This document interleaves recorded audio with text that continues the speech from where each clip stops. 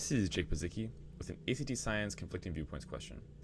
Now, this question is asking us about the perspectives of researcher 1 and researcher 2, and it's asking us about which one of these four stances would both researchers likely agree with. So what we have to do is go through each one of these and see if each researcher confirms or takes away from each of these perspectives.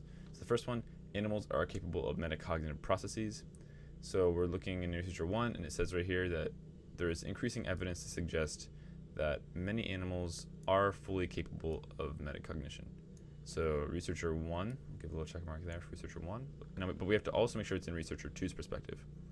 There's not enough evidence to support the presence of metacognition in animals. All right, so we know that researcher 1's a yes, researcher 2 is a no. This perspective is not agreed on by both of these researchers, so answer choice 1 is kaput. Answer choice B, animals are not capable of metacognitive processes. So this is actually just the reverse of this one, and we see that it's not true for researcher 1 because researcher 1 believes that the animals are capable, and it is true for researcher 2 who believes that animals are not capable, but since we need it to be for both of these, we eliminate answer choice B. For answer choice C, some research methods are not effective means of measuring metacognition in animals. So if we read into researcher 1's perspective, we actually see that traditional measures of human metacognition are not suitable for exploring animal metacognition. So researcher 1 does agree, even though researcher 1 agrees that believes that the animals are capable of metacognition, researcher 1 still believes that there are some methods that are not suitable for exploring animal metacognition. So we'll give a little check for researcher 1. And then researcher 2, the markers that many scientists use to measure metacognition in animals are not sufficient to prove animals have metacognitive properties.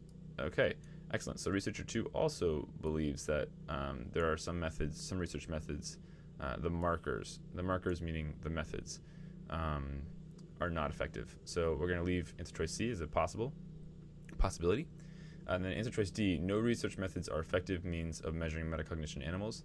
You have to be careful because if you didn't read anything else besides what you just read, then you would think that maybe this is true too. And actually, we see that that researcher 2 believes that there are no good methods.